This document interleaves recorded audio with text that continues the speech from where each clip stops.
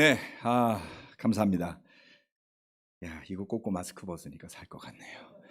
네, 우리 진호 형제, 정말 감사함에 넘치는 그런 마음을 성찬의 메시지로 또 나누어 주셔서 감사드립니다. 어, 그쵸, 뭔가 이렇게 어려운 일, 뜻대로 안 될 때 굉장히 괴롭습니다. 괴롭고 기도했는데도 안 이루어질 때는 버림받은 느낌도 들 수 있고, 그런데 그런 과정 속에서 꾸준히 지속적으로 우리 진호 형제 또 수경자매 부부의 그 믿음이 성장해 오는 것들이 참 좋은 모범이고 영감을 주는 일이다라고 저는 믿습니다. 예. 뭐 예전에 참 한참 힘들 때 뭐 세례, 전도 이런 이야기만 들어도 마음이 힘들다고 저한테 고백한 적이 있었거든요. 그래서 제가 정말 놀랐어요. 그러면서 제 설교 들으면서 많이 힘들었겠다 이런 생각을 했습니다. 네, 아무튼 이렇게 교제를 하다 보면 오해도 풀리고요. 시간이 지나다 보면 정말 서로를 이해하게 되고 마음과 믿음이 연결되는 것을 진호 형제를 통해서 많이 배우고 또 느끼게 되었습니다. 감사합니다. 스팸. 그 안 끓이고 먹어야 맛있는데, 그렇죠? 예,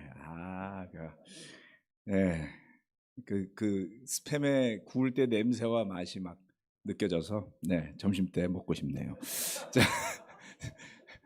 오늘 설교 말씀은 최근 제가 배우고 느끼는 것들입니다. 우리 이제 믿음의 문을 열어 주십시오라는 제목으로 적어 보았습니다. 지난 주에는 대전을 다녀왔습니다.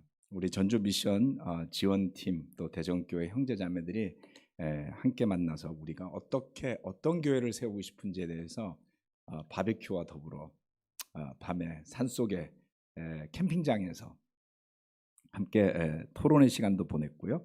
주일에는 예배도 함께 드렸습니다. 참 감사한 시간이었습니다.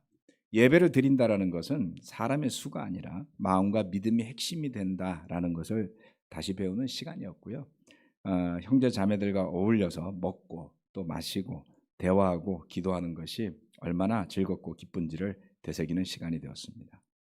또 올 초에 우리 세례를 받았던 우리 금내 영신 부부 딸 희진이 또 홍정은 또 민경 부부의 딸이 한 10명 남짓한 예배에 열심히 참석하고 고등학교 1학년인가요? 아마 그럴 거예요. 근데 설교 말씀에 얼마나 귀 기울이는지 참 대견스러웠습니다.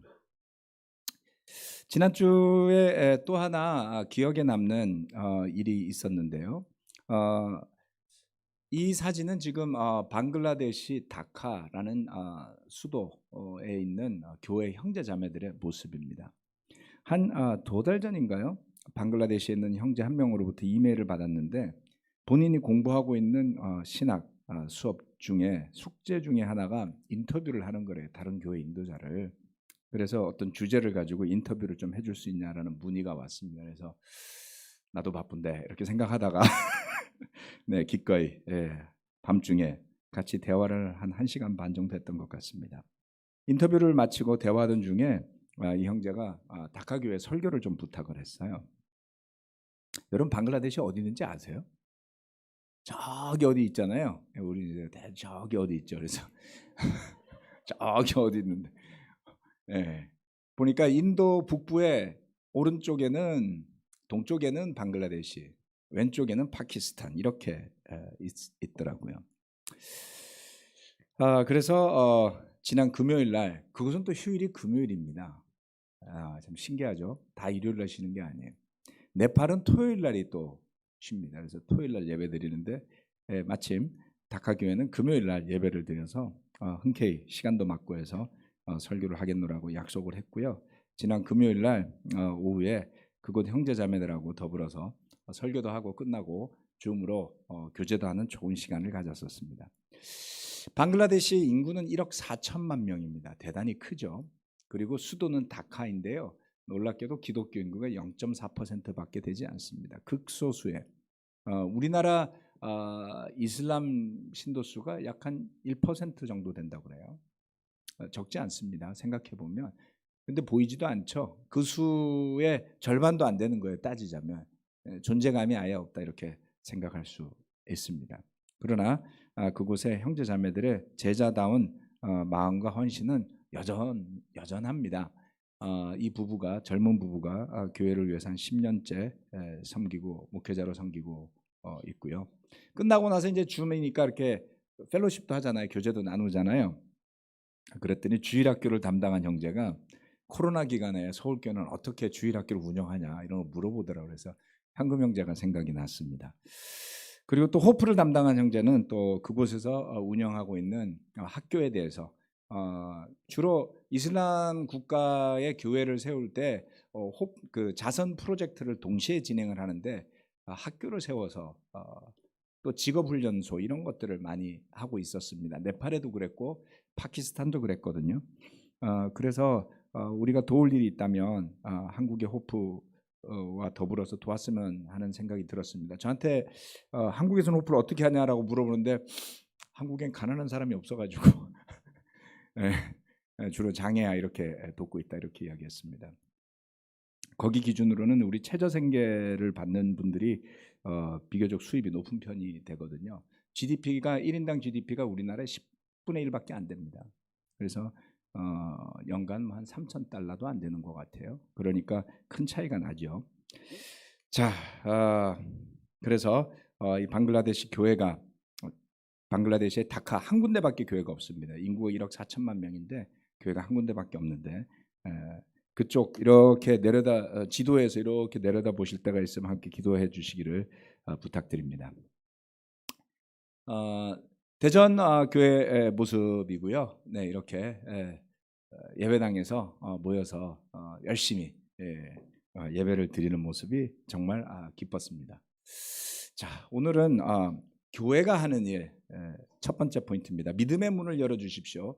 믿음의 문을 열어달라는 그것은 조금 있다가 사도행전에 나오는 말씀 중에 한 부분입니다. 교회가 하는 일이 어떤 일인지 또 성령님이 하나님이 하시는 일이 어떤 일인지 우리는 또 그런 가운데 어떻게 해야 할지 세 가지에 대해서 오늘 말씀을 좀 나누고자 합니다. 올해 들어서 제가 이 말씀을 읽기 전에 하나 나눌 것이 있습니다. 오늘 설교에서는 본격적으로 처음 나눈다고 저는 생각이 되는데요. 올해 들어 바이블 톡 인도자 미팅에서 저는 우리 이 교회가 잠실에 있는 이 교회가 300여 명의 형제 자매들이 있는 교회입니다만은 이 수준에서 400여 명의 교회로 성장하는 교회가 되는 것에 대해서 이야기를 나누었습니다. 어떻게 그렇게 될지 모르겠어요. 그렇게 될 수 있을지도 모르겠습니다.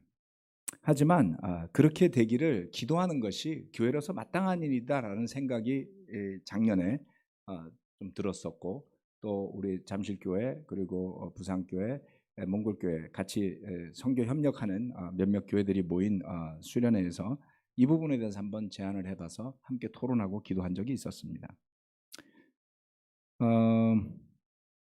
그래서 방법은 잘 모르겠어요. 하지만 우리 바이블톡 인도자들 모임에서 그렇게 되기를 원하는지를 물어봤을 때 다들 원한다라고 해서 함께 기도하고 토론하기를 1월 달부터 5월 달까지 하고 있습니다. 중요한 일이니까 많이 토론하고 기도하고 해야 되잖아요. 그냥 막 서둘러서 한다고 될 일도 아니잖아요. 네. 우리가 구하고 기도하는 마음이 있어야 되고요. 그 다음에 중요한 것은 하나님께서 그 길을 열어줘야지 되는 거예요. 그렇지 않습니까? 자, 그래서 우리가 할 일과 하나님이 하시는 일들이 있더라. 첫 번째 교회가 하는 일입니다.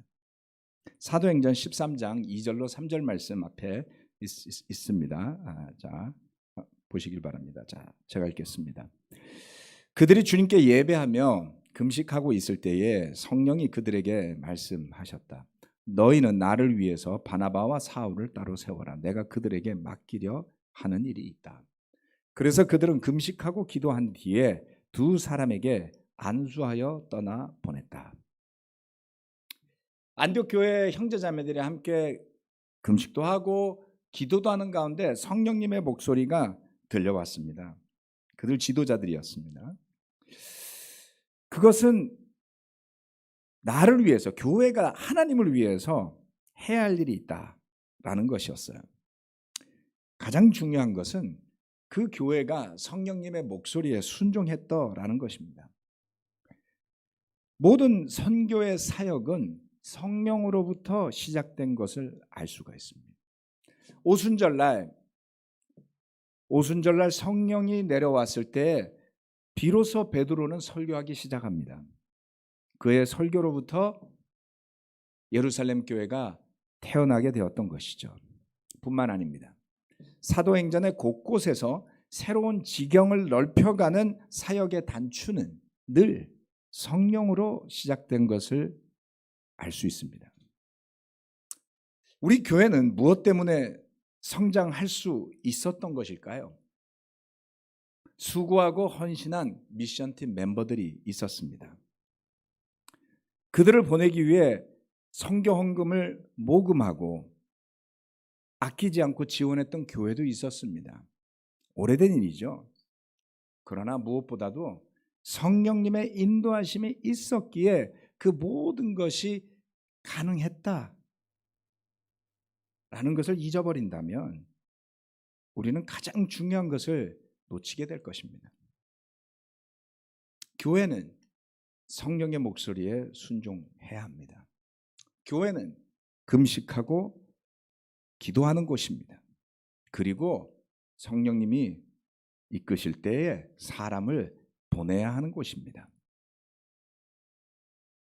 우리끼리 서로 좋은 사람들이니까 끌어안고 즐겁고 좋은 것이 다가 되면요, 나중에는 해체하더라고요. 우리 바이블톡 모임을 새롭게 결성하면 새롭게 이렇게 만들잖아요. 가끔 셔플도 하고 세례도 받고 새롭게 되면 처음엔 다 좋아요. 근데 멤버가 10년째 안 바뀌어. 그러면 이제 점점 대면해지는 거예요. 아마 그런 바이블톡 있을지 모르겠어요. 네, 좋은 방법을 제가 권해드리겠습니다. 기분 좋게 해체하세요. 괜찮습니다. 네, 알 만큼 아셨잖아요. 그렇죠? 네, 알 만큼 아셨으면 새로운 그룹으로 바꿔보십시오. 새로운 그룹으로 바꾸는 방법은 여러 가지가 있는데 하나님께 구하다 보면 우리끼리 좋은 게 끝까지 좋은 것은 아니다 라는 것을 알 수가 있습니다. 우리 교회 또한 여러 가지로 필요도 있고 부족한 것도 있지만 어떻게 하나님께서 상황을 그렇게 내모신 것도 없잖아 있지만 기도와 고민 끝에 주님의 인도하심에 힘입어서 우리가 몽골의 박종호 박은정 부부를 2018년이었던가요? 제가 기억이 가물가물하네요 벌써. 선교사로 파송했습니다. 상황이 너무나 좋고 이 두 부부가 너무나 대단해서 보낸 건 아니에요. 몽골 교회를 제가 오랫동안 도와왔고 지원해 왔는데 문제가 많이 생겼습니다. 참 한계를 많이 느꼈어요. 감사하게도 박재호 장로님이 처음에 이 몽골 재건팀을 보낼 때 2000년도에 노력을 하셨었기 때문에 관심을 보여주셔서 같이 고민하면서 하다가 보니까 새로운 리더를 보내는 게 낫겠다. 보낼 사람이 어디 있어요? 그래서 함께 기도하고 고민을 했는데 성령님의 인도하심이었던 것 같아요. 박정호 박은정 부부를 2018년에 파송했습니다. 그리고 2019년에는 이것도 누가 계획한 일은 아니었죠. 여기서 열심히 잘 섬기고 부동산업을 하시면서 돈을 긁어 모으시고 계시던 작년까지 했더라면 정말 돈 벌었을 수 있는데 아쉽게도 그 전에 부산교회로 내려가셨습니다. 2019년도에는 김성영 한명희 부부를 부산으로 내려보냈습니다. 부산교회는 그 이후에 여러 명을 세례 주었고요. 이렇게 코로나 이전에 예배드리는 모습 사진입니다만 가장 중요한 것은 2년 만에 재정 자립을 달성했습니다. 몽골에서도 젊은 층의 성경 공부가 활발하게 이루어지고 있습니다. 이 모습은 전주에서 드리는 월간 미션 예배입니다.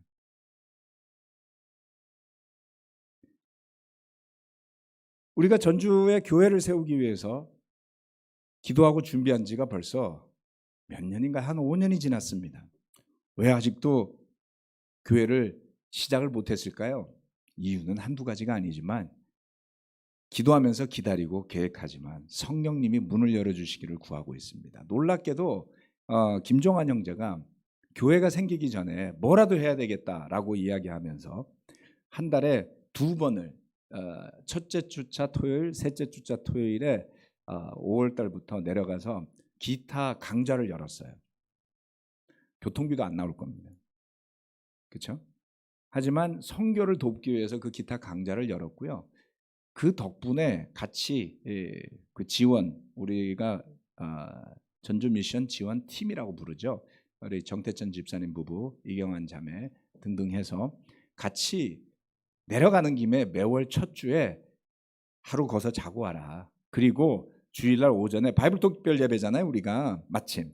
그래서 매월 첫 주 주일 예배 때는 전주에서 남아서 종환 형제가 예배를 드립니다. 그래서 그 예배 드리는 지금 모습이고요. 5월 달에 한번 드렸고 이제 6월 달에 2번째 드리게 될 겁니다. 바이블톡 예배 식상하신 분들은 전주 미션 예배 한번 조인해 보시기를 권해드립니다. 요즘 좋은 게 그거잖아요. 예배당에 안 와도 되니까 원하는 설교도 듣고 원하는 모임도 갈 수 있잖아요. 그렇죠? 제가 바이블톡에 식상해 했다는 표현을 써서 죄송하고요. 보다 더 발전적인 미션을 향한 마음이 있어서 바이블톡 인도자에게 양해를 구하시고 직접 예배를 한번 오셔도 좋을 것 같습니다. 활발하게 우리가 이런 일을 하고 있는데 중요한 것은 우리 교회를 통해서 계속해서 바나바와 사울 같은 인물들이 세워지도록, 그리고 그러한 인물들이 나왔을 때 교회가 최선을 다해 지원하면서 선교가 이루어지도록, 그것이 우리 교회에 해야 할 일인 것 같습니다. 2번째, 그런데 우리가 백날 노력하면 뭐 하겠습니까? 하나님께서 믿음의 문을 열어주셔야 합니다. 사도행전 14장 27절 말씀은 아주 흥미롭습니다. 그렇게 안디옥 교회에서 파송을 받은 바울과 바나바가 놀라운 그 선교 여행을 마치고 돌아왔어요. 그리고 이렇게 설명합니다. 그곳에 이르러서 그들은 교회 회중을 불러 모으고서 하나님께서 자기들과 함께 행하신 모든 일과 하나님께서 이방 사람들에게 믿음의 문을 열어주신 것을 보고하였다. 여기 표현을 잘 읽어보세요. 하나님께서 자기들과 함께 행하신 모든 일, 하나님께서 이방 사람들에게 믿음의 문을 열어주신 것. 수고는 본인들이 했잖아요. 그런데 하나님께서 함께 행하셨더라는 겁니다. 더 중요한 것은 이방 사람들에게 믿음의 문이 열린 것을 보았더라는 거예요. 엄청난 기적 같은 일이 벌어졌는데 바울과 바나바는 그것이 가능했던 가장 근본적인 이유로 이 2가지를 꼽았습니다. 뭐 당연한 거 아니에요? 이렇게 말하시고 싶겠지만 직접 해보셨다면 느낌이 다를 수 있습니다. 여러분, 누군가에게 복음을 전하고 그 누군가를 성경 공부를 인도하고 세례를 주어보신 경험이 있습니까? 네. 대단한 경험이죠. 근데 그거 한 명도 아니고 수백 명 해보셨어요?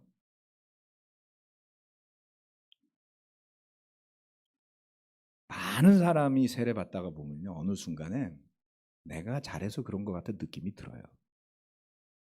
제 이야기 하는 겁니다. 뭐 자랑은 아니고요, 죄 고백하는 거니까 기분 나쁘게 생각하지 마세요. 제가 동경에서 선교사로 갔을 때 왜 그런지 모르겠는데 정말 많은 사람들이 세례를 받았습니다. 그때는 뭐 기대치에 못 미친다고 저는 생각했지만 지금 돌아보니까 그렇게 좋은 시절을 내가 느끼지도 못하고 보냈구나, 이런 아쉬움이 있어요. 그런데 정말 성경 공부를 딱 시작하면 이 사람 세례 받겠구나, 그만큼 느낌이 와요. 느낌이 와요. 그럼 그 사람 세례 받아요. 어떤 사람 딱 만났는데 아닌 것 같아요. 잘 안 돼요. 야, 신기하다, 이런 느낌도 오는구나. 근데 거기에 하나님이 함께 하셔서라는 생각이 되게 약했어요. 잘 못 봤죠. 그런데 어느 날부터 나는 예전보다 더 많이 훈련돼 있고 나는 예전보다 훨씬 더 성경 공부를 잘 인도하고 성경 말씀도 더 잘 알게 됐는데 더 이상 사람들이 세례받지 않아요. 뭐가 문제죠? 이론적으로는 더 잘 돼야 되잖아요. 여러분 다 옛날보다 더 성숙해지지 않았어요? 옛날보다 더 금전적인 여유도 많아지지 않았어요? 우리 교회 모습도 훨씬 더 따뜻하고 성숙하고 좋지 않아요? 근데 왜 구원받고 회개하고 주님 앞으로 돌아오는 사람의 숫자가 더 늘지는 않는 거죠? 그 고민 안 해보셨어요? 우리가 전도를 안 해서 그래. 맞습니다. 우리가 회개를 안 해서 그래. 맞습니다. 우리가 제자 훈련이 약해져서 그래. 다 맞아요. 여러분 하시는 말씀이 다 맞습니다. 그러나 근본적으로 저는 이렇게 봅니다. 주님께서 문을 걸어 잠그신 것 같아요.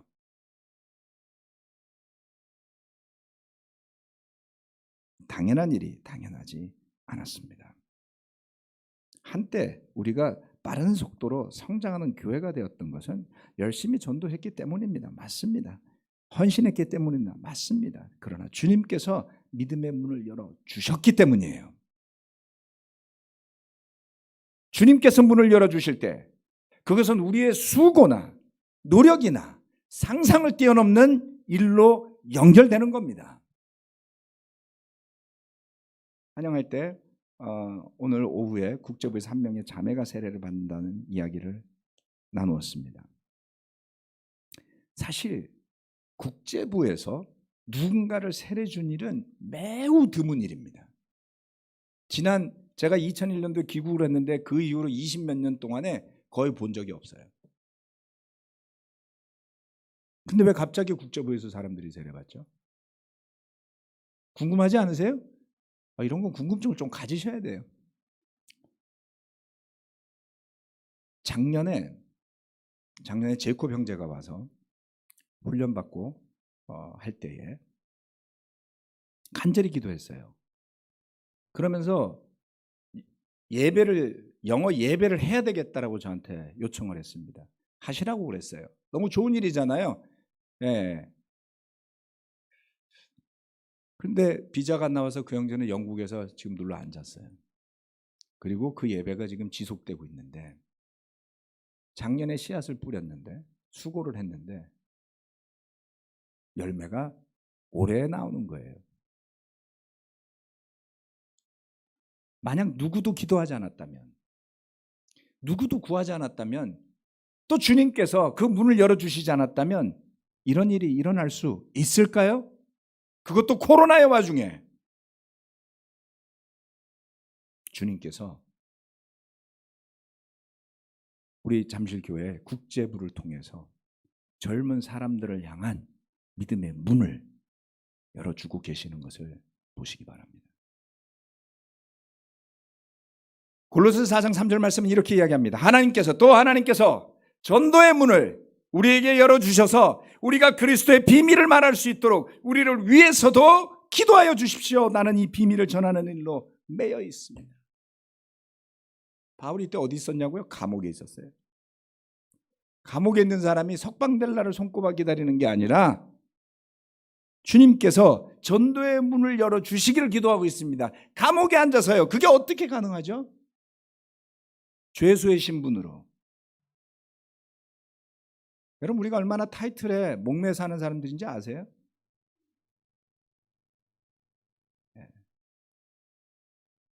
제가 담임 목사를 하다가 그 타이틀을 내려놓으니까 태도가 바뀌시는 분들이 많더군요.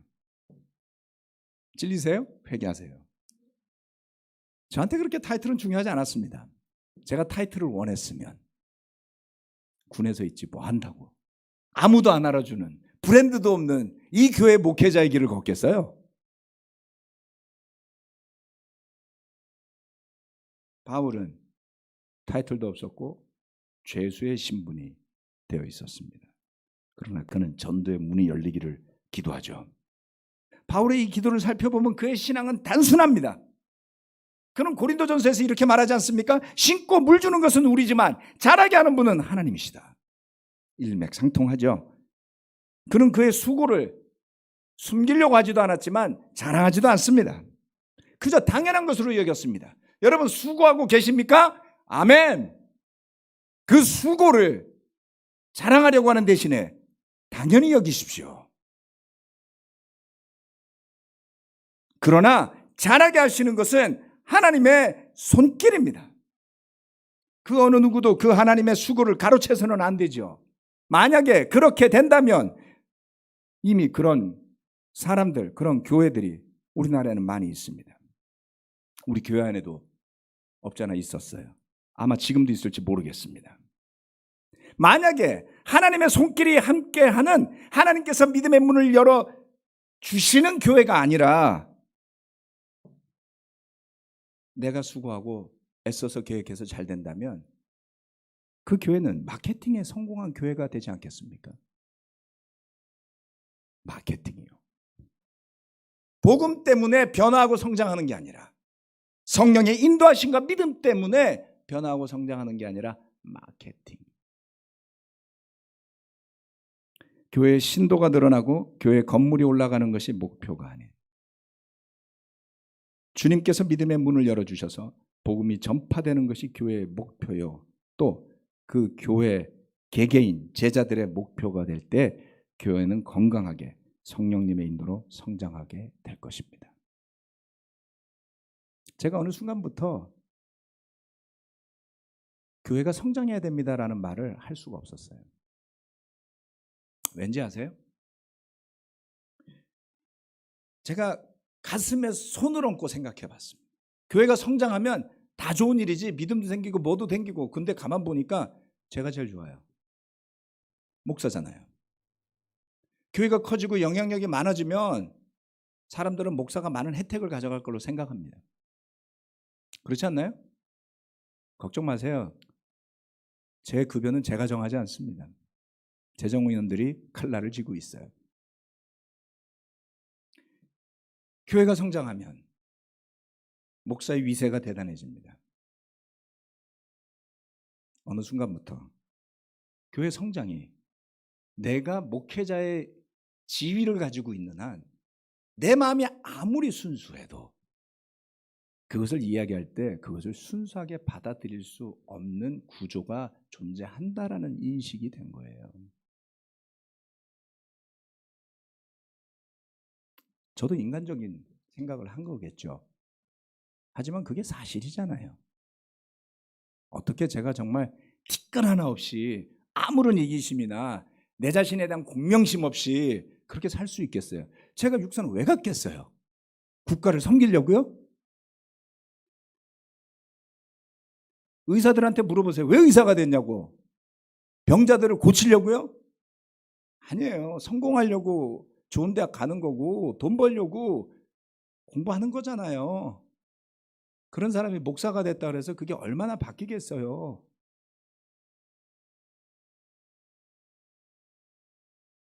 그래서 입 다물고 있으면 잘하는 겁니까? 더블로 죄를 짓는 거예요. 제가 그것을 회개하기로 한 겁니다, 여러분. 우리가 교회로서 마땅히 할 일은 하고 삽시다. 제가 하나님의 것을 도둑질하면 하나님이 저를 벌하실 거예요. 그리고 도끼는 뜨고 있는 사람이 이 교회에 많습니다. 걱정하지 마세요. 우리 교회 만만하지 않아요. 가장 중요하게 감사원 공무원으로 있는 우리 형제가 감사하고 있습니다. 자, 궁금하면 물어보세요. 그분한테. 계속해서 보살피는 교회 세 번째입니다. 마지막. 이 부분도 한번 짧은 이야기지만 귀 기울여서 좀 들어주세요. 사도행전 15장 36절로 41절 말씀입니다. 며칠 뒤에 바울이 바나바에게 말하였다. 우리가 주님의 말씀을 전파한 여러 도시로 신도들을 다시 찾아가서 그들이 어떻게 지내고 있는지를 살펴봅시다. 그런데 바나바는 마가라는 요한도 데리고 가려고 하였다. 그러나 바울은 밤빌리아에서 자기들을 버리고 함께 일하러 가지 않은 그 사람을 데리고 가는 것을 좋게 여기지 않았다. 그래서 그들은 심하게 다툰 끝에 서로 갈라서고 말았다. 바나바는 마가를 데리고 배를 타고 키프로스로 떠나갔다. 그러나 바울은 실라를 택하고 신도들로부터 주님의 은혜가 함께하기를 바라는 인사를 받고서 길을 떠났다. 그래서 시리아와 길리기아를 돌아다니며 모든 교회를 튼튼하게 하였다.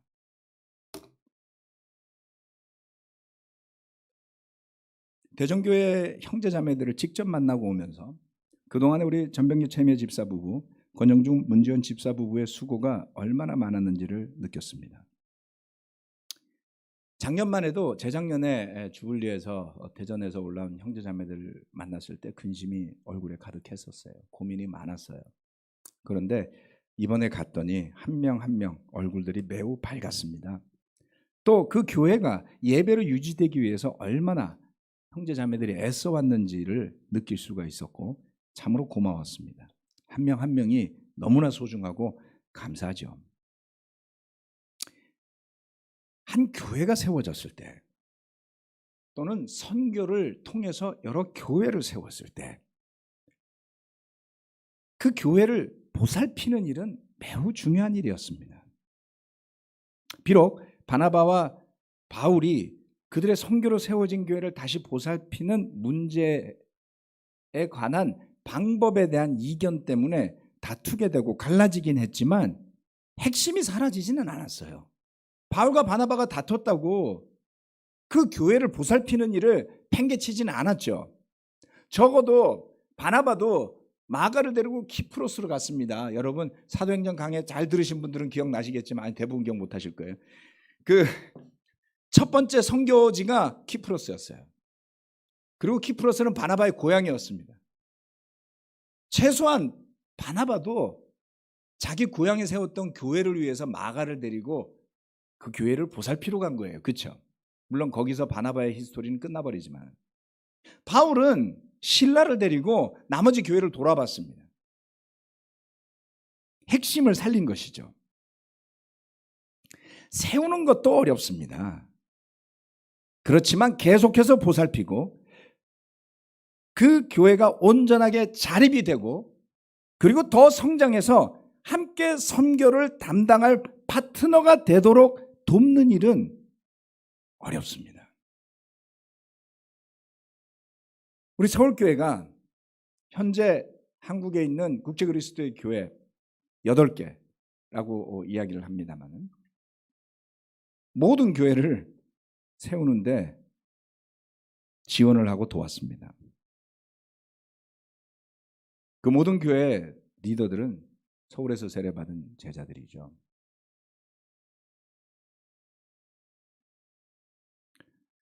그것을 위해서 사람들을 파송하고 재정을 지원했지만 돌아보면 보살피는 일은 어쩌면 소홀했다. 심지어는 어떤 부분은 실패한 것도 있다고 저는 생각합니다. 제가 한 일이 아니라서 이렇게 말을 하는 것은 아닙니다. 어려운 일이라는 것이죠. 하지만 인정할 건 인정해야 되겠죠. 지나간 과거를 뒤로 하고 지금과 미래를 한번 생각해 봅시다. 최근 20년 전 일은 우리가 책임질 수는 없잖아요. 저도 여러분도. 하지만 최근 우리 잠실교회가 중심이 되어서 후원해온 미션들을 지속적으로 보살피는 일, 또한 그처럼 선교를 후원하는 교회들이 성장해서 또 다른 선교를 수행할 교회로 자라도록 하는 일, 그 일을 위해서 함께 기도해 주시기를 부탁드립니다. 부산교회가 그처럼 선교에 있어서 함께 파트너로 참가할 날이 머지않았다고 믿습니다. 지금 김성경 한명희 부부는 부산교회가 지금 한 65명 정도 되는데요. 다시금 100명의 교회로 성장하도록 애쓰고 수고하고 물을 주고 씨앗을 뿌리고 있습니다. 함께 기도를 부탁드립니다. 또한 몽골교회 박정호 박은정 부부도 그들을 후원해 준 많은 분들에게 감사를 드리고 있습니다. 2019년도에 우리가 교회 수련회 할 때도 옷가지를 모아주신 분들도 있었고요. 또 어떤 분들은 금전적으로 지원해 주신 분들도 있었습니다. 그러한 것들이 헛되지 않는다라는 것이죠. 이와 같은 따뜻한 관심들에 힘입어서 힘을 내서 선교에 집중할 수 있으리라고 저는 믿습니다. 또한 대구교회와 강서교회와 명동교회 재정적으로 아직 충분히 자립하지 못한 새 교회를 위해서도 지속적으로 기도하고 지원합시다. 일산과 분당교회는 이미 재정적으로 자립한 교회로서 하지만 더 나아가서 함께 선교를 위해서 협력하는 교회로 더욱 성장해 가도록 기도해야 할 것입니다. 바울은 바나바의 다툼 때문에 시리에 빠져서 나 안 해! 이렇게 안 했다는 거예요. 여러분, 부부가 부부싸움을 하면 첫 번째가 애들 돌보기가 싫어져요. 경험 안 해보셨어요? 남편 닮은 아들이 배기 싫을 거예요. 그러진 않았나요?